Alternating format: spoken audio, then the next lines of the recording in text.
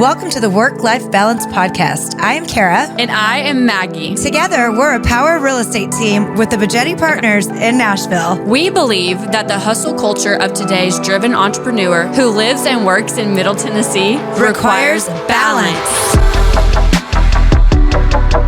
Hey guys, welcome back to Work-Life Balance with Maggie and Kara. Today we have a wonderful guest in the house. This is Jackie Brewster, the certified enneagram coach. So welcome, Jackie. Thanks so much for having me. I'm excited to be with you ladies. We're so excited. We've been talking a little bit about you, but share a little bit of what this whole enneagram means. So the enneagram is a personality typing system that helps you uncover and discover more about yourself. It is not a tool to box you in, but more of a tool to maybe show you where you've kind of felt boxed in, and there's growth in it, so we can learn to become the healthiest version of ourselves using this particular tool. How is that cool? I know. Yeah. Okay, so tell us a little bit about what it is exactly, and like where you fall and what that means about you. If you can do that in like a very short way. I know that's very in depth, but... So what the Enneagram means about you. Yes. So 9 different personality types. There's 9 different ways of viewing the world, 9 different motivations, 9 different messagings that really impact each group. And that really show us kind of how they go into the world and after what they want, or how they cautiously go after what they want, or how they hope the world comes to them for some people, you know. For sure. So it kind of gives you a bit of a view, a lot of a view, I shouldn't say a bit, like a very in-depth view of your strengths, your weaknesses, your core desires, your core fears, your passions. It deep dives. So I do a lot of work with clients around where patterns of behavior come from. Yeah. And that's what I'm looking at. I'm always like putting things together in my head. It's just kind of like, but the 7, I'm an Enneagram 7. You are? Okay. I am. So we'll get to that. Yeah. So the 9 different personality types, like the Enneagram 1 is a perfectionist, a moral perfectionist, or the reformer. Some people like that better. The Enneagram 2 is a supportive advisor. Okay. The Enneagram 3 is a driven achiever. The Enneagram 4 is a romantic individualist. The Enneagram 5 is the investigative thinker. Okay. The Enneagram 6 is the loyalist, which don't we all want that? Yes. Right? I want that. I'm not that, but yes, I didn't marry that. I'm not that. The Enneagram 7 is the enthusiast. The Enneagram 8 is the fierce protector. And the Enneagram 9 is the peacemaker or peacekeeper. And so inside of that, when you deep dive, you really begin to see more about those titles. What does this mean? Okay. And you can be a little bit of both, or like a little bit of 2 numbers, or is it really just hard one? Yeah. So within the Enneagram system, what you'll do is there's tests you can take to figure it out, or there's a narrative approach, which is just a lot of reading and learning and exploring and becoming curious and allowing yourself to really reflect, like, what feels true to me, what feels right. Does this, it should both sting, it should be uncomfortable when you find your Enneagram number, because you should feel a little bit exposed, and it should also feel comforting. So it should put both of those pieces.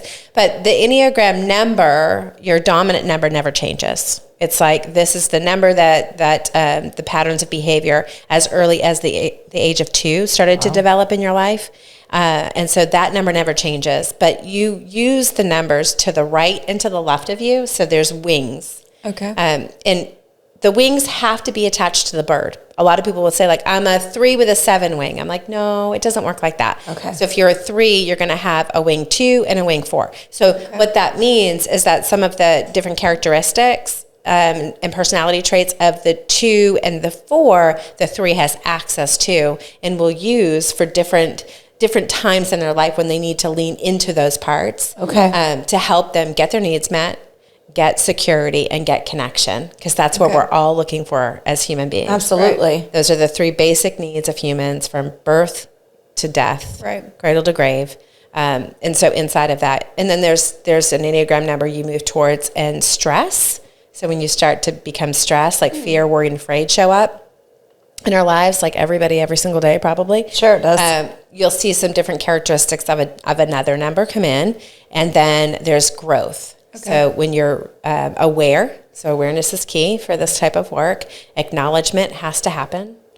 So you get to acknowledge the parts of yourself that you probably don't want to for growth to happen. Absolutely. And then you see there's growth. So there's your particular Enneagram number is attached to 5 numbers. So there's like the wings, the growth, the stress, and your dominant number. And so it's complex. Sure it is. You know? So then that's where you come in. I come in. Yep. So like just run me down so you tell your client, take the test. Yep. Okay, you're a number 3. And then you go, okay, now I'm gonna look at your wings and now we're gonna analyze what that means to your 3 and look at the rest of the bird. So and then how does that look? Typically my clients come to me with some curiosity. Okay. Sometimes with issues, maybe they're stuck or maybe they're confused about life or whatever. There's usually a reason that they're seeking out a life coach. I'm a life coach. So seeking out some type of support. And so in that, let's take a test. Let's see where you fall. Let's make sure it's right. And then I look at unconscious childhood messages, these messages that we learned about or that it was either spoken to us or perceived in our environment, because those messages greatly impact our motivation and our behaviors. Sure. And so I'm looking at those messages, and then this heart-longing message, this message that we've wanted to hear since we were little tiny people, we still want to hear today. And so I look at those messages pretty much right away. Like, let's look at this. Let's tell me how this is playing out in your life. And the key to this work is learning how to hold space for another person. So it's my job to attune to my client and to make sure that I'm walking with them. Mm-hmm. So I am telling them things about themselves, but I'm cautious, so I'm listening and I'm watching for what is working. Yeah. If that makes sense. Like if it's like, oh, this face, it's kind of like, oh, let's pause. Let's go into this a little bit more. And so then we just go from there. My sessions are always client-led. Okay.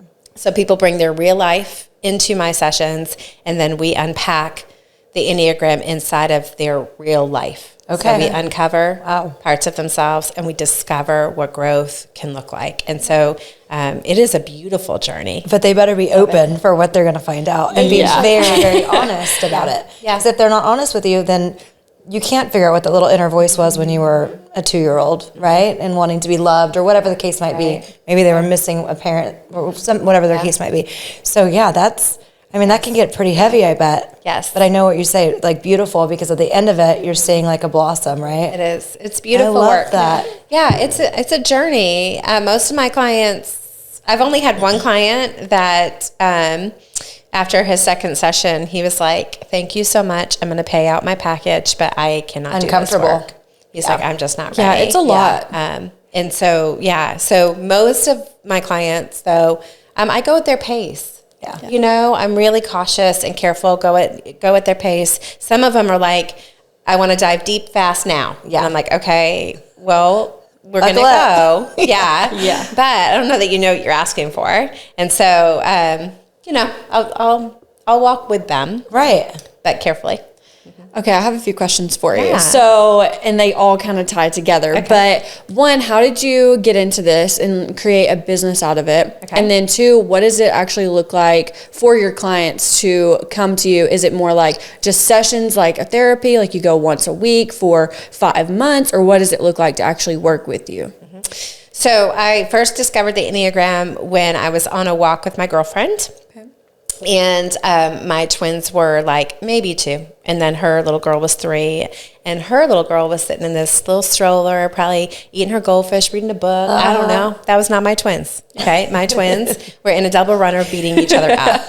And so I am like on this walk and I'm thinking this is going to be great. And my twins go at it. And then they have like twin language. So they look at each other and they say something to each other. And then they wiggle out of the straps of their stroller, slide out of their stroller, and take off running in opposite directions in the park. Uh-huh. So once I gathered my children together, and all of I was so embarrassed, gather them together, put them in the car, get home. My girlfriend's like, hey, just want you to know I was going to send you a book. And I was like, oh, I love a book. I love to get lost in some story that's not my own crazy life. Sure. Okay? Yeah. Because the twins are my babies. I have 4. And so a couple of days later, my girlfriend sent me an Enneagram book. And so I started to read it, and I was like, oh, homegirl is trying to fix me. You know, and at that point, I'm like, I need to be fixed. You'd be the first to admit it. I was like, oh my gosh. So I started to read stuff about myself that really started to make sense. And that began the journey for me. I was like, oh my gosh, this is helping me understand what I thought was broken in me. It's not broken. I'm just not in a healthy place. I need more support. I need more guidance. I need more of some things in my life that I was trying to do it alone. Right.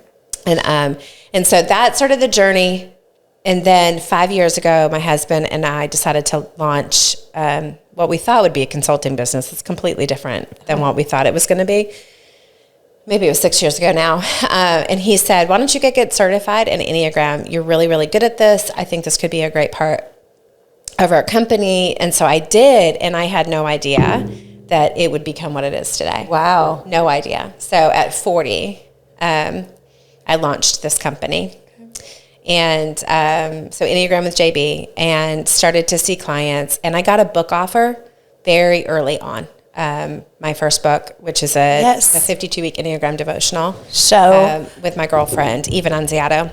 Yeah, she's kind of a badass. She writes books too. Writes books. Y'all, read it. Right? I'm so excited to read it. That book is so beautiful. The fact that they let us write that out of the gate. I did not have a big social media presence or anything. That's incredible for you. It was incredible. Yeah. So that was like, oh my gosh, okay, I'm going to really do this thing. Yeah. And then I just started, the beginning of the journey, it's kind of like, I need to get my name out there. So how do I do this? It was like social media, free marketing. Sure. Right? Free marketing. So getting your name out there that way, doing free sessions with friends, anybody that would let me. Can I work on this? Can I try this out? Yeah. Can I find my style, my rhythm? And so I started to do that. Then I got in with some different people who then it just spread like wildfire. Okay. And then like today I'm on a wait list for my clients. gosh, girl, that is incredible for you. Wow. So, and I'm on my third book, like my third project just came out, the Enneagram in Your Marriage,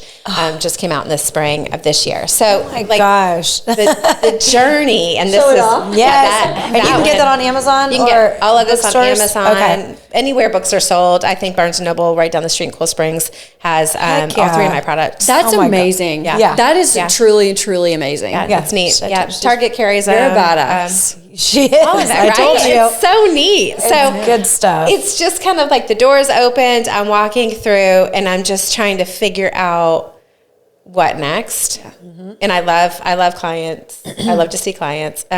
Corporate coaching is fun as well. I do a lot of corporate coaching. So I do all those different lanes. Okay. So that's what kind of how it started and how it's going. Yeah. Well, it sounds like you got your pipeline full. Yeah. And the best things happen like that. Big corporations, and you come on and coach their employees and make sure there's synergy and everybody's kind of living to their full potential. Yep. Yes. I like that. Oh my gosh, how cool. Yes. I'm on retainer with some different people. Wow. So it's fun. It's just, I say it's fun. This work is not always fun. So I'm very cautious because people will say, this is not fun work, Jackie. And I'm like, you're right. I know where you're going. And so I have such hope for people. Mm-hmm. I have such hope for healing and restoration and growth for their lives. You probably get so much joy and just like a sense of achievement when you see these people grow and, get to their goal. Yeah. Yeah. I do a lot of couple work too. Mm-hmm. Lots and lots of couples. And that is fun. Did that lead you to your book? Yeah, probably the couple work. The work my husband and I have done over the past 20 plus years has probably the passion behind that book is that. It wasn't easy. It's not easy. And so when we had the tools around the Enneagram, things became a bit more synced up. Like I was like, oh, I understand this better. Okay. This is not about me. This is about you. I don't have to take personal what's not personal. Mm-hmm. My friend Trish Davis says that all the time. And I'm like, I love that. That's a good one. Yeah. So, but clients, they come to me. They find me however they find me. A lot of referrals. Social media is definitely one place that people find me. And then we just start going. Like they can buy an individual session and see if they like it. Okay. They can buy packages. I offer packages with a little bit of a discount on that. And then most of my clients stay with me for a while. Like I've got people that have been with me for like 3 years. Okay, so like what is like a typical average that it takes for you to go from start to finish with a client? Is everybody just different? Everybody's different. Or is it ever a finish? Kind of thing. Maybe, no. There's probably Work never in progress. Yeah, I think it's a work in progress, and I think there's like, okay, I'm going to take this chunk of information and I'm going to go work it in my life. Let me go walk this out. That happens a lot, and then 6 months or a year later, they're like, hey, I'd love to do a couple more sessions. Love that. Come back on. I'd love to see people over and over again. So sometimes it's like they're going to do 6 weeks. They're going to take a break. They're going to come back to me when they're ready. Other people, they're going to see me for a year. They're going to take a little bit off.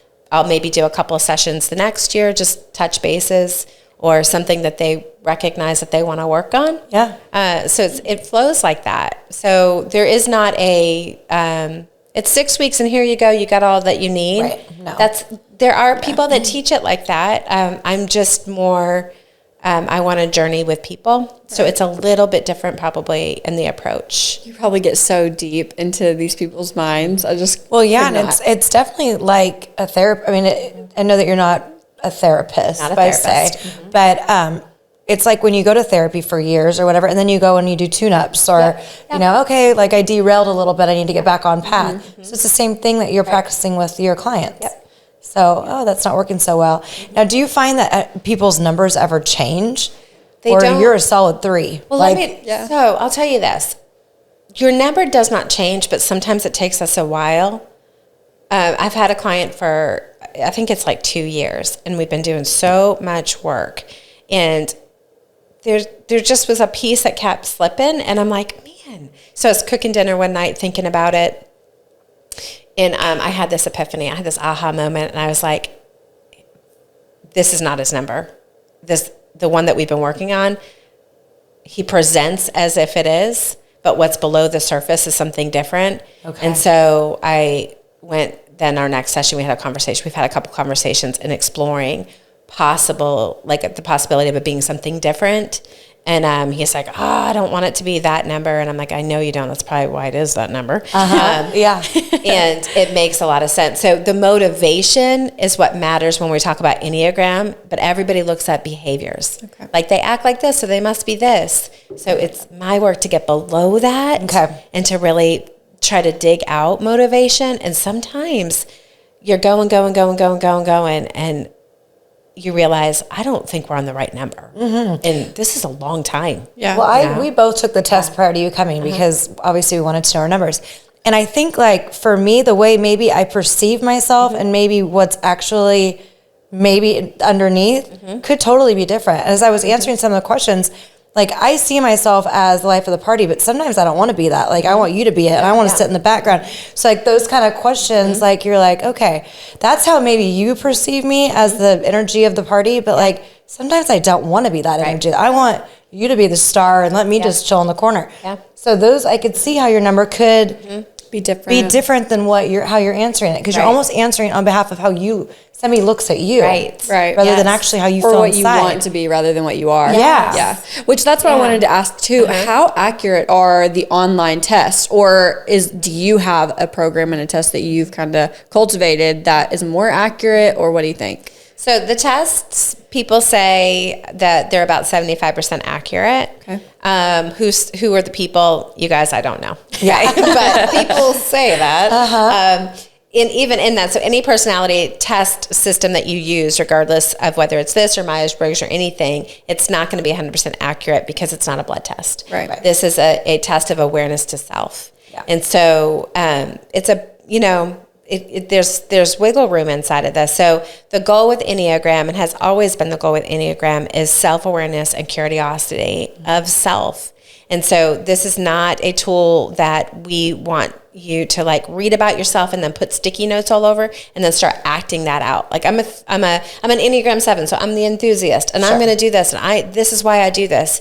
I am much more curious around the pattern. So pull that sticky note off and start asking yourself, like, why do I feel like I have to be the life of the party? Yeah. You know, for me as an Enneagram 7, I have to be the life of the party because I learned that people like happy people from a very young age. Yeah. And so that was part of my survival. How do I get my needs met?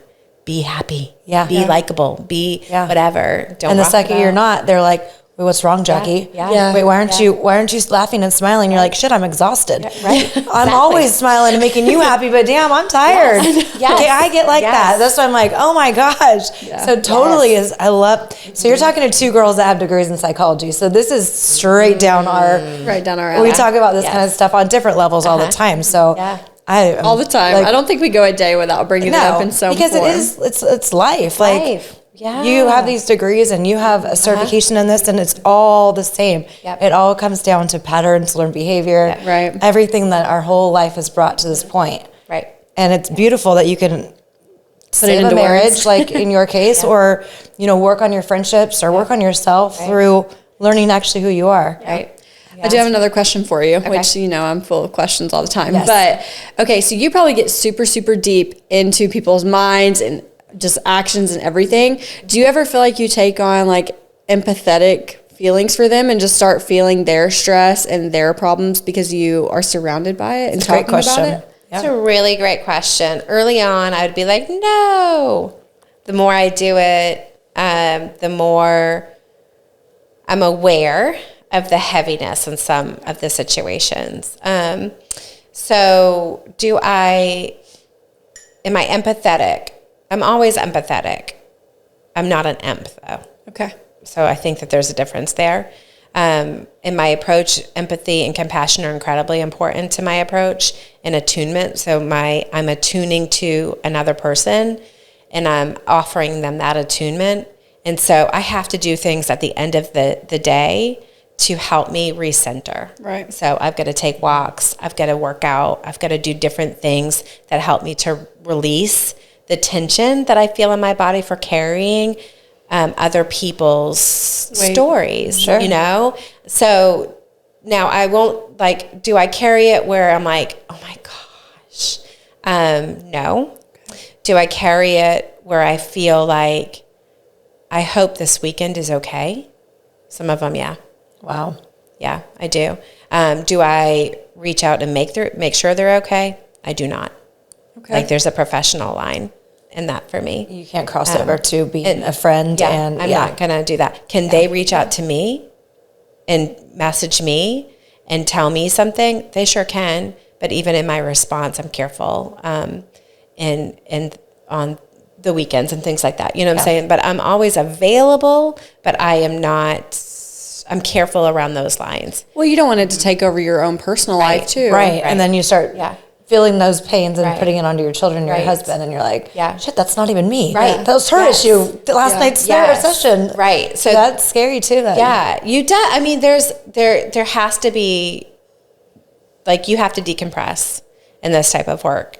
And so figuring out what this, like I had really, really hard sessions 2 weeks ago, and my husband travels a lot. And so he happened to be home this evening. And so I was like, hey, go for a walk with me. This is at the end of the day. My dog knows too, when I'm done with sessions, he wants to walk. Oh my gosh. So he walks with me. Love that. Yeah, dogs are like that, though. Yeah. Oh, They they're really so feel what intuitive. you Yeah. feel. He comes and pokes me until I go walk with him. And so, but my husband and I started to walk, and I was carrying the weight of the sessions. They were heavy all week long. And I was kind of like poking at my husband, just kind of irritating him. Yeah. Right. But I wanted him to walk with me. And halfway through halfway through the walk, he's like, I think you're trying to fight with me. And I'm like, I totally am trying to fight with you. You're right. And he's like, why? And I said, I am so tense. Yeah. And he's like, okay, then we're going to keep walking. He grabbed my hand. Yeah. He's like, we're just going to keep walking. And then he made jokes, and he was like Sweet. trying to Lightened it up. lighten the mood. Yeah. But in that, he recognized that I was carrying the weight of the week. And then he walked me.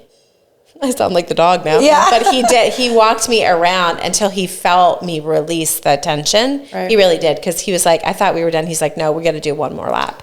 Like, So how amazing is that So- that he's so aware of your feelings and the stress you're carrying? Yeah. Do you think That's that pretty came special. with the work that y'all did as a couple to be able to recognize that? 100%, because he is not naturally attuned to his emotions. Right.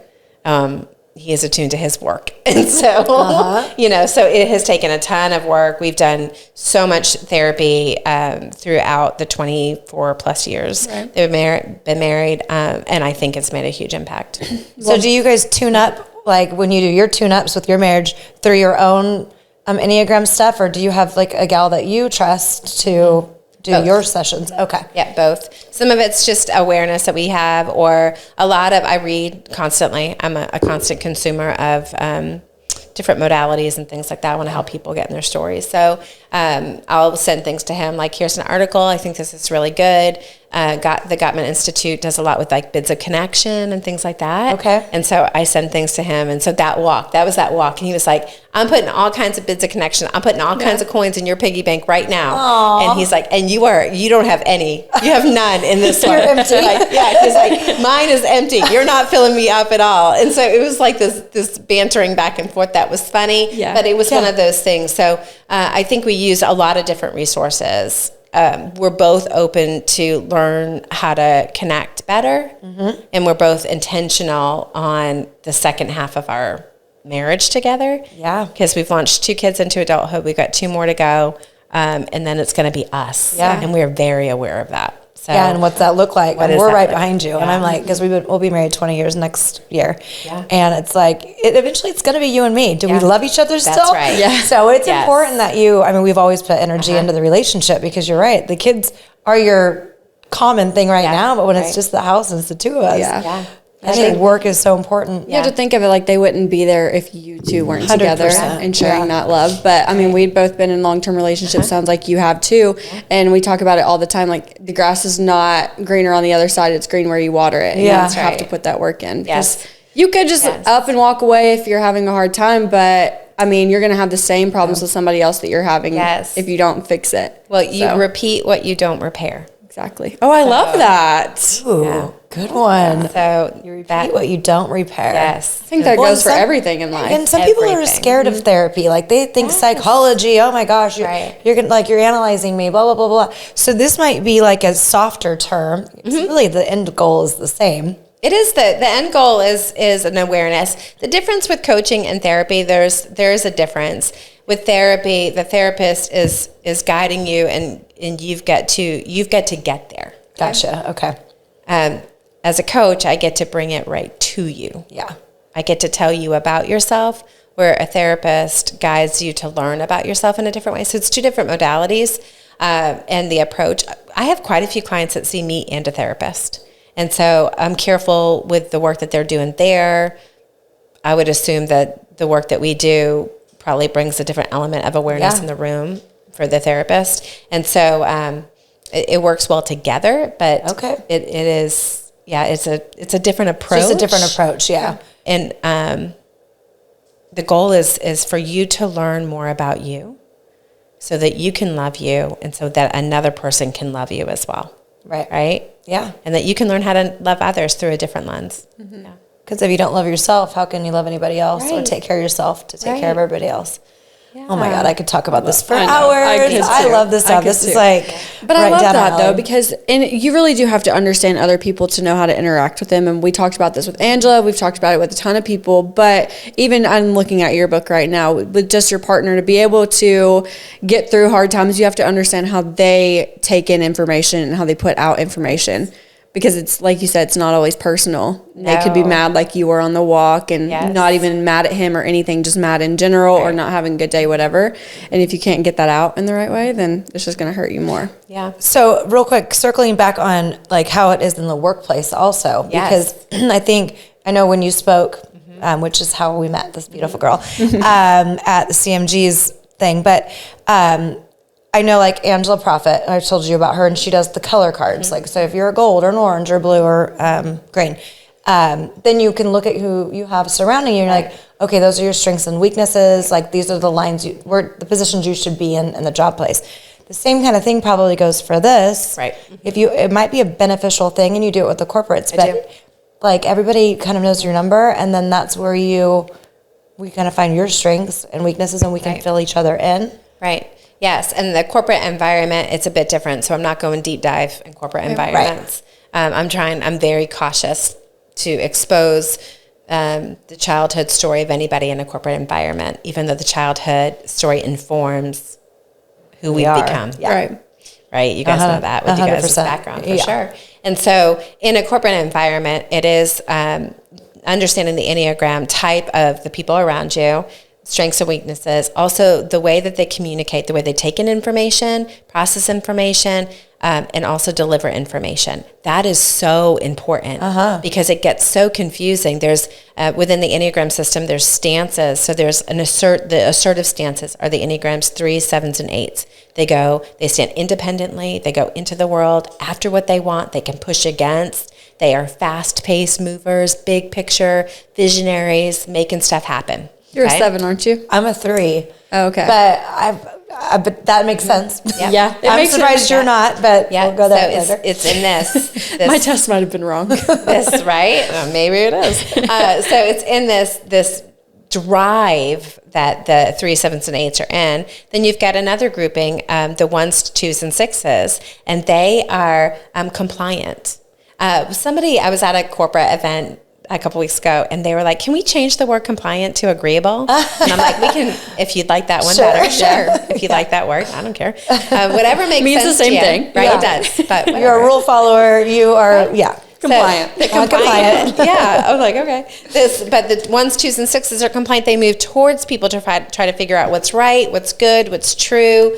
How should we do it? What's expected of me? How can I show up for you so that I know that I'm safe, all these different things. So those people show up in a different way. Okay. And then you've got 4s, 5s, and 9s who withdraw. They actually pull away. They need time to think about what just happened. They might be sitting at a meeting and everybody's saying all kinds of things. We're going to do this, this, this. And the assertive people are like, yes. The compliant people are like, okay. And the withdrawn people are like, I don't want to shake my head or anything. I don't even know what just happened. Yeah. And so it's kind of like slowing things down and just giving everybody an opportunity to understand the expectations that are happening, to agree upon or get behind or on board with what the organization is trying to accomplish. But understanding that, because a lot of the times we're going to only think through our lens. In a lot of cases, it's an assertive type leading the pack. And they are like, I gave you the plan, let's go. And the rest of the team is like, I think I have some questions. I have questions, or I need to process. Yeah. So slowing it down a little bit, that usually helps teams understand where things are getting lost. Okay. Like why I gave this out, why is it not happening? Right. And it could be that the person's in Enneagram 9, they had more questions. And they don't know if it's okay for them to ask questions, so therefore they just kind of feel stuck. They're not moving, and you're like, I want them to move. Then we need a system that promotes question asking. You know, we just need a system that says, and I always say, like 24 hours after a meeting, you get 24 hours or 48 hours after a meeting to ask the questions that you guys need to ask to be able to get on board to go where we want to go. It's usually a good little rule of thumb. Because otherwise they might, depending on their number, prolong that a little bit too long, and then you're like, okay, now we've moved on. We're on to the next meeting. Did you have questions from the previous one? Right. Because we already passed that one. Or you think they're doing it, and they're not doing it. Yeah. And then you get behind there's no in growth. some ways. Yeah. This is exactly what you said to me on the phone last night. You're like, when I first started real estate, you were like, throw me to the wolves, figure it all out. That's because that's how you learn. Yeah. Other people in our team don't, and they need everything explained. So now it makes sense. Like why, I think it's great that everybody knows their number. I do too. And I think for me being the broker here, I need to know what everybody's numbers are too, because it will help me guide. And be a good leader to them, because I am fast paced. So is she. And it was her and I in the beginning, and now we've got 3 other agents under here as well, and they're all different. And really so if I'm all trying shift. to train them like I trained her, they're going, holy cow, Kara, slow down. Like I need a minute. I need to go through each line. Yes. So I think for any leader of a group, or that's probably a with the huge colors thing as well. And the colors have you heard of the color tests? I have heard of it, but I have not engaged in it. But I'm going to have to, because it sounds. Try it. I know it sounds fascinating. It's interesting. Yeah, it's down the same line. It's just four colors instead of 9. Instead of 9. But I was very surprised when I got mine back, because I thought I was going to be one thing, and then I got the test results back, and I was like, okay, this makes sense. I understand why I'm this and why this is what I actually am, but I thought I was going to be something different. But I do have another question for you. So when you meet people, are you kind of to the point now where you're like, okay, I can figure out what your number is pretty quick, or you're like, I still have to take in all the information first and then give you your number kind of thing? It depends. Okay. Sometimes I can figure it out. Sometimes I just know. Each Enneagram type typically says certain phrases or certain things. So sometimes that gives me a little indicator around what a person's number is. Certain numbers I can feel when they walk into a room. Like I was at a dinner the other night with my husband. He's in music business, and so we had a client come into town, and they were like so excited to talk Enneagram at dinner. And this one guy's like, I don't know what I am. I'm this, or this. And I was like, But I could feel his presence as soon as he walked into the room. Yes. So I kind of unpacked what that looked like and, allowed curiosity to breathe in the room. Like, I'm not going to tell anybody what they are. You'd be like, you're a 9. Right. And then you're like, wait, but in childhood you had that. No, Right. you're not. Yeah. Yeah. So it's like, I feel like, let me tell you a little bit about this, and perhaps, does that resonate? A lot of it is a pause. Yeah. Tell me how that feels. Tell me, does this fit? So can I figure it out sometimes? Sometimes I'm wrong because I don't know motivations. Okay. But I don't know your number. I have no idea. No idea? No You haven't idea. noticed she's the inquisitive type? She loves the questions. She's a green when it comes to the colors. I am. Yeah, green was my number 1. Yeah. Which now, thinking about it and where I fell on the scale makes sense. It didn't at first, but it makes sense. Yeah. I think I was 5. Are you a 5? Yeah, I think so. So- Which I think my number was wrong. Sorry, I didn't mean No, to cut you're you good. off, I but- was just thinking, our numbers when it comes to marriage, are certain numbers more compatible together? Like you are like an Aries and a whatever, like a horoscope, or does that not have any? That's a good question. I mean, I don't know. Because I- they're always like, don't be a Taurus and a compatible, Gemini yeah. together. You're gonna have a murder or Yeah. something. Like, my husband and I are both Aries, and it's passionate or fighting. I don't know. You either We're the love each same other people. so hard or my you gosh. hate each other so hard. No in between. I think that are there numbers that are more compatible? For sure. Okay. For sure. Are all numbers able to be compatible? Absolutely. Yeah. With a lot of work for some of them. Some of them it's going to be a bit more tricky. A lot of it is like what drew you to that person to begin with. There's a lot of indicators inside of that type of, Sure. relationship. So I'm always cautious. I was on a podcast with the Australians this week, and that they wouldn't let me give them a light answer. I mean, they were like, "Nope, we're present. We know we're making you uncomfortable by answering this." And I was like, "I cannot believe this." Hey, at least I knew. They did. They were like, "We're just gonna sit until you answer it." And I was like, "Oh my gosh, I feel like I'm Put in me trouble." on the spot. I know. Okay, let's put you on the spot one time. Right. Could you figure out what her number is if you didn't know? Assertive, definitely. Like you said, 7. Yeah, there's a lot of bubbly. 3 makes a lot of sense with It the does. drive and the passion, the fun. I'm married to a 3, and so he presents as a 7 so often. Okay. He's got a bit more free spirit to him, and that there's subtypes, like 3 different ways each number shows up. So there's actually 27 different ways people show up, not just 9. Wow. Too much. A lot, yeah. Yeah, we're not going to talk about all that tonight. Too much. But inside of that makes sense where your Enneagram 3, even the piece of I don't always want to be the life of the party. Yeah. I want somebody to, Take they over for a can minute. take over, which would show me what type of 3 you would be. Yeah. So that Oh my makes gosh, sense. I love it. Yeah. Hers makes sense a lot. What is a 5 anyway? The investigative thinker. Oh, that's me for sure. Yeah. So Yeah, but yours came up as a 4, I thought. No, it was 5. But it was right between 4 and 5. Oh, you had the Mine, I don't know what kind of test I took. I took a free one, so it was probably wrong. That's We're gonna take the real one right This there. is probably incorrect. There is a quick little test in the back of that, but I recommend the READY test. So it's RHETI. I recommend that test. It is $12. That's the one I Micah should've sent taken you. it, Okay. Yeah, I really like that test. It gives you your top 3, and then inside of that, I want you to investigate which one of these really does fit. And the unconscious childhood messaging and the heart-lunging message is where I go to work on typing, because that is the motivating message that would have happened early on that gives me a good indicator of where are we going? Where are we looking for connection here? Where are we looking for safety? And where are we looking to get our needs met? But the Enneagram 5, my son is a 5. I love 5s. They're just, I think I love information. And so I think that part of it, the curiosity piece, Enneagram 5s are typically witty.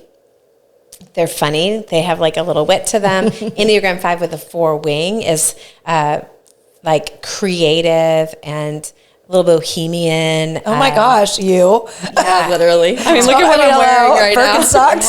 Oh yeah, I love With the little fringe, you know. Yes, it's all that. Right here too. It's just this little fantasy, little like outside of the box thinking, pioneer. It's so fun. Yeah. Like that 5-4 is so fun. But she is a get shit done. No, like, here's my list, and if I don't accomplish it, she's mad at herself. Or if we're taking too long on something else, she's like, and I got to get back to work. Yeah. It's very task driven. Yeah. What'd you say? 100% of 5. Yeah. Like Yeah. it is like, tell me what you want. So expectations, give me the list. I don't ask me to be emotional. Like, just give me what you want. Don't me to hug do. me. Oh my Don't. God. This is like Right? spot on. This is crazy. Seriously, I love this. I know. Get up. Don't. You good? You good? No, I'm just kidding. Okay. Yeah. I did a podcast with Annie F. Downs. I don't know if you know who that is, but she does a big podcast, and we were talking about relationships, and there was a 2 on there, and I said something, and I'm like, wait a minute. And she's like, no, it's good. And then she signed up for sessions after. So I'm like, okay, clearly She's not going to cry. I did not offend, but it's, No. you know, it is this knowing. Like, how does that person know that about me from just this?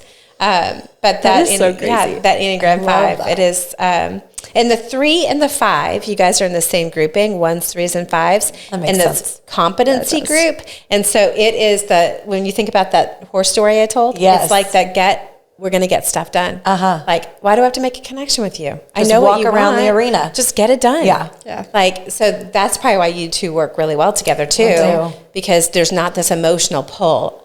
I don't have to make sure that you're good. I know you're good. Yeah. So It's actually such a peace of mind Yeah. that we don't have to worry about that. Yep. Which maybe that's because we're both not What do you mean, extremely worry about emotional. that? Like, I worry know about you're going not to get getting your shit things done, done? and you know I'm going to get my shit done, and we're not like babysitting each other, and we work flawlessly like we that. just like come back together and we're like, okay, we got all this done. Good. Let's Boom, go. let's Move roll. to the next. yeah. Here's the next list. Let's go. Yeah. But it is so funny you say that though, because she is definitely, like you were telling, like 3s are the big thinkers and like big goals and stuff, and then 5s are like, okay, how do we get there kind of thing. That's right. And that's exactly how we work. Kara's like, okay, we're gonna do this, and this. And I'm like, okay, like how do we get there? Like what do we need to do right now to be able to make that happen? Yes. So it's just really funny, and Yeah. My I project. can't even believe that's so accurate. know, it's so my mind is blown. But it makes sense why you and I, since day one, have worked flawlessly together. I mean, seriously. We met at a bar. We met at a bar. She was my really? bartender. Yeah. And she called me immediately after she knew that I was a realtor. We exchanged numbers that day because I was like, you're graduating UT and you're moving to Nashville. You've got to call me, whatever. Yeah. I didn't think she would, but of course she did. That night or that morning. It was like the next day. I'll be in town. I need a spot. I want to meet you. I want to go to. That's amazing. She's been with me ever since. I didn't think it was going to turn into what it did I at all. know. I definitely don't think you did. I definitely did But- not, but I'm more than happy. That's awesome. I love that. I'm glad we met you though, because you are very know. much like a bubbly and just happy person. You're very fun to be around. Oh, thank you. Yes, it was. Well, unfortunately, she missed that event. But was she sick. walked in, and I didn't know anybody either. And she walked in. didn't. I was talking to Micah, and she's like, "I don't know anybody. What are your girls' names?" I'm like, "I'm Kara. I don't know anybody either." You know, because it's like kind of uncomfortable because there's all these women in this women's group, and you know, and you don't know anybody. You're kind of standing in the corner. I know. So then we started striking up a conversation, and I'm like, "Do you want to be on my podcast?" And I was like, of course Do you I want to be do. friends? Yeah, be friends. That's so funny. Here we are. But that's definitely how we are too. Like Yeah. just gravitate towards good people. people. It's all about good people and good connections. Yes. Well, Thank okay. you, And I Jack. know we've kept are you you so going long. home? I'm so Okay. sorry. But I have one more question. Okay, one more question. Okay. What did the process look like of actually sitting down and writing books look like? Because that is one of my goals. Like long term, I want to write a book Oh, I love about that. my life. So I want to know kind of what your process was. So my process, well, I have an idea, and then like the next book is already in my head, so I can tell you my process, like how this actually. I have an idea, and I start to work through that idea. And I'm like in the shower talking to myself, in the mirror talking to myself, in the car talking to myself. So I kind of work through that idea, and I'm working through like, what's the purpose? My husband always tells me, what problem are you trying to solve? And so when I'm thinking about writing books or anything like that, what problem am I trying to solve? So this one, the Enneagram in your marriage, lack of emotional connection in marriages. That's the problem I'm trying to solve. So the focus of attention is on that. Like, what is the problem? And then I am kind of an old school paper and pen kind of girl. So I've got to lay it out on my dining room table. And then, and I get the outline together around like, I think this is where I'm going. And then I have an agent. So I have an agent. I pitch him the idea with the outline. He helps create the draft of it. And then it gets, hopefully picked up. Yeah. Gets picked up. That process is different. So it gets picked up. I write what I feel is what I'm seeing. Okay. Like, I'm going to write. I'm super, I am creative in my writing process. And everything I do, I feel like there needs to be actionable. Otherwise, it's just information. Right. And I'm not really interested in just gathering more information. I want you to do something with it. Right. So typically, all of my products have some type of element of activity to them. So that's a part of my process. Okay. And then I write, I submit, and there's a lot of red. Lots of red from the editor, and they move things around and they ask for more. And so it's intense. Yeah. I'll tell you, it is intense. So you get through one round and you make all the changes. It goes to another editor and they have different opinions and they think different things and they want to add stuff to it. So it's just, it like kind of builds upon. So it takes a little bit of time. They don't give me a lot of time to write. It's like 3 or 6 months. Like, it's like, here's a book. That's what you want to do. Get like this is your deadline. Get it done. Kind of thing. So I've never had anybody give me a year to write a book. Like, it's very fast. I'm fast. I'm a fast writer. It's probably better that way. Yeah. Because then you drag it on too long and you lose what your motive was in the beginning. Yeah. So at the end, when they're redlining and changing everything, is the book even end up being exactly kind of how you wanted it? Or you're like, wow, that took a turn. And it's changed. Oh my gosh. Yeah. In my experience, for my books, they're better. Good. Like, when I read the Enneagram in Your Marriage, when I got the final copy back, I cried. Oh, I was like, I love that. Wow. Did I write this book? This is me. Good. But I love that you're writing it. You don't have, because don't people have ghostwriters or whatever, and it's like, here's my story, you write it. Yeah. Then it loses the emotion. There's a lot of people use ghostwriters. I don't. I am passionate about the process. I love to learn. I love to dig. I want you to feel what I feel, I guess, in the process. Right. So, no, I want to write my own books. Yeah, I appreciate that. I write all my own, like social media. It's all my content. I write everything. Yeah. Good.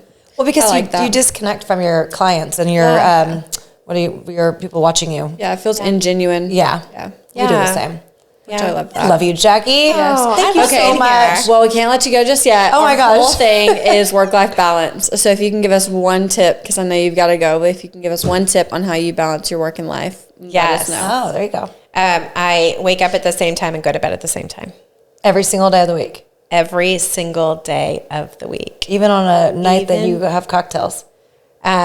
She's like, I don't do that. I have 4 kids. I got twins. I'm not doing that. I do that. Like, that better be your balance. Like, you gotta have some kind of release. On the occasion that I go to Broadway, because I do love Broadway. On the occasion I go to Broadway, that I'm not going to go to bed at 10. But the rest of the time, I'm super predictable in that. The older I've gotten, the more predictable I've gotten in that. And I think it helps me to stay in a good rhythm. If I'm not in a good rhythm, nothing good happens that week. Yeah. Keeps you on track. Yeah, so it really is. Getting up is probably more important than going to bed. But because I get up early, go to bed early. Yeah, so it's just your that rhythm structure. really works for me. Yeah. Well, I love it. I do too. Thank you so much for being on. And y'all got to check out her books. We'll link everything. We will link all these, but Jackie Brewster, The Enneagram and Your Marriage, I'm going to read that. I love my husband, but you can always have help. Yes, thank you for coming on. And we'll tag her in all the good stuff. I've learned so much today. Thank you so much. You're welcome. Thanks for having me. Like, subscribe, share, all the good stuff. Follow Jackie. What's your Instagram handle? It's Enneagram with JB. Enneagram with JB. We'll tag her also. And until next time. Until next week. Thanks. Insurance should never be a hurdle when purchasing a home. It's one of the most important purchases of your life and should be handled with proper care. Whether that be your first home purchase or the next addition to your portfolio, reach out to the Sally Insurance Agency with Shelter Insurance for a free consultation so you are confident that you are protected when it matters the most. Call Shay and Sally at 865-671-6451.